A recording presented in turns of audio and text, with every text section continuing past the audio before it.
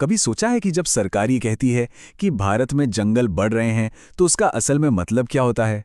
ये आंकड़े हैं ना, एक बहुत ही अच्छी, एक उम्मीद भरी तस्वीर दिखाते हैं। पर सवाल ये है कि क्या वो पूरी कहानी बताते हैं?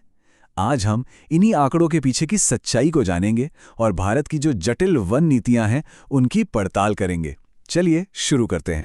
तो 2021 की रिपोर्ट ये कहती है कि भारत का लगभग एक चौथाई हिस्सा, मतलब 24.62% जंगलों और पेड़ों से ढका हुआ है। सुनने में तो ये काफी अच्छा लगता है ना? ऐसा लगता है मानो हम पर्यावरण को बचाने के लिए बिल्कुल सही रास्ते पर हैं। लेकिन जैसा कि अक्सर होता है, असली कहानी इन नंबरों के पीछे छिपी होती है। और बस यहीं से सारा खेल शुरू होता है, क्योंकि सबसे बड़ा सवाल यही है कि भाई हम वन या फॉरेस्ट कह किसे रहे हैं। इस एक सवाल का जवाब है ना, इन आंकड़ों का पूरा मतलब ही बदल सकता है। तो चलिए सबसे पहले यही समझते हैं कि सरकारी कागजों में वन की परिभाषा आखिर है क्या, क्योंकि जब तक हम परिभाषा नहीं समझेंगे हम इन आंकड़ों के असली मायने भी नहीं समझ पाएंगे। देखिए, यहाँ दो अलग अलग परिभाषाएं हैं और सारा कंफ्यूजन यहीं से पैदा होता है। एक है रिकॉर्डेड फॉरेस्ट एरिया या आरएफए, जो कि एक लीगल टर्म है। मतलब वो जमीन सरकारी रिकॉर्ड में जंगल है, भले ही उस पर एक भी पेड़ ना हो। और दूसरी तरफ है फॉरेस्ट कवर, जिसे सैटेलाइट से मापा जाता है। सैटेलाइट बस ये देखता है कि जमीन पर पेड़ हैं या नहीं, और ये दोनों हमेशा एक चीज नहीं होते। इससे ये अंतर बिल्कुल साफ हो जाएगा। चाय, कॉफी, रबर के बागान, यहां तक कि फलों के बगीचे भी फॉरेस्ट कवर में गिने जाते हैं। क्यों? क्योंकि सैटेलाइट को तो बस पेड़ों का झुंड दिखता है, लेकिन कानूनी तौर पर वो रिकॉर्डेड फॉरेस्ट नहीं है। तो अब शायद अंदाजा लग रहा होगा कि फॉरेस्ट कवर का आंकड़ा बढ़ावा क्यों लग सकता है। ये पाई चार्ट तो कहानी को और भी साफ कर देता है। देखिए, देश की 76% से ज्यादा जमीन तो नॉन फॉरेस्ट है, और जो हिस्सा जंगल है भी, उसमें भी असली घने जंगल, जो हमारे इकोसिस्टम के लिए सबसे ज्यादा जरूरी है, वो हमारी कुल जमीन का सिर्फ 3% है। ये एक चौंकाने वाला आंकड़ा है। लेकिन ऐसा नहीं है कि सब कुछ निराशाजनक ही है। कुछ राज्यों ने फॉरेस्ट कवर बढ़ाने में वाकई में बहुत अच्छा काम किया है। 2021 की रिपोर्ट को देखें तो आंध्र प्रदेश, तेलंगाना और ओडिशा इस लिस्ट में सबसे ऊपर हैं। हाँ, ये याद रखना जरूरी है कि ये बढ़त फॉरेस्ट कवर में है, लेकिन फिर भी ये एक पॉजिटिव स्टेप तो है ही। तो ये नियम और ये परिभाषाएं, ये सब आई कहां से?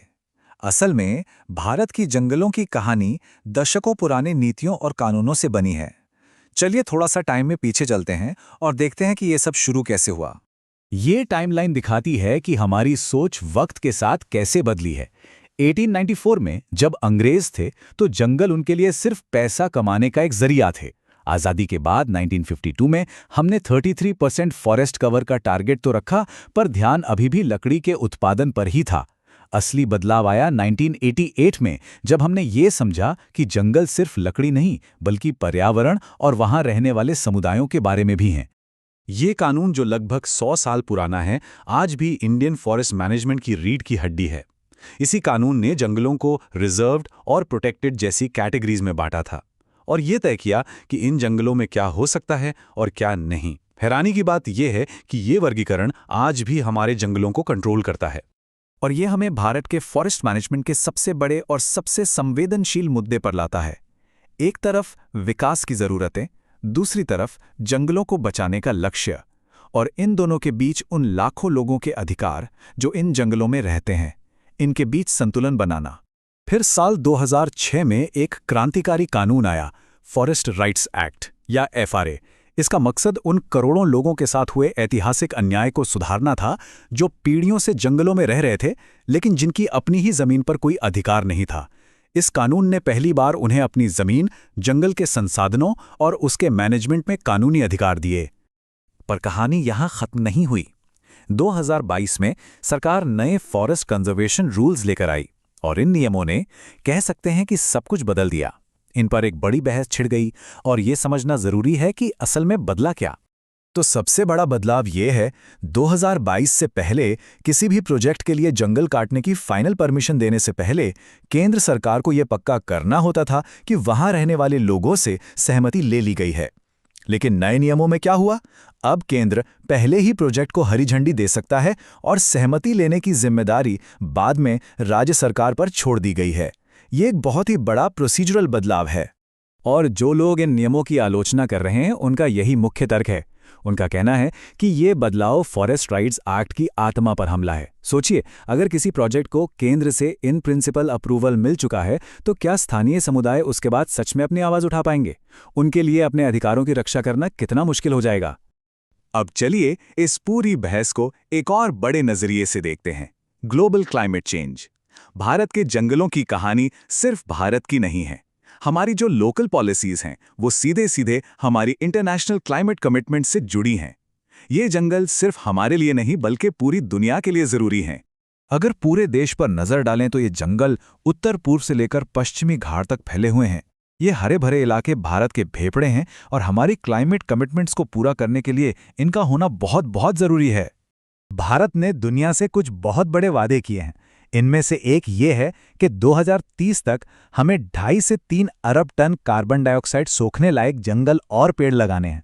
ये एक बहुत बड़ा लक्ष्य है और इसका सीधा मतलब है हमें बहुत सारे नए पेड़ लगाने होंगे और अपने मौजूदा जंगलों को हर कीमत पर बचाना होगा। COP26 में भारत ने पंचामृत नाम से 5 और भी महत्वाकांक्षी लक्ष्य रखे। ये लक्ष्य दिखाते हैं कि भारत क्लाइमेट चेंज की लड़ाई में एक लीडिंग रोल निभाने के लिए तैयार है। और इन सभी लक्ष्यों के केंद्र में हमारे जंगल हैं, जिनकी भूमिका अब पहले से कहीं ज्यादा बड़ी हो गई है। और अंत में हम इसी बड़े सवाल पर आकर रुकते हैं। एक तरफ विकास का एजेंडा है, दूसरी तरफ लाखों लोगों के अधिकार हैं और तीसरी तरफ हमारे प्लैनेट को बचाने की वैश्विक जिम्मेदारी है। इन तीनों के बीच सही संतुलन खोजना ही आने वाले वक्त में भारत के लिए सबसे बड़ी चुनौती और सबसे बड़ा अवसर होगा।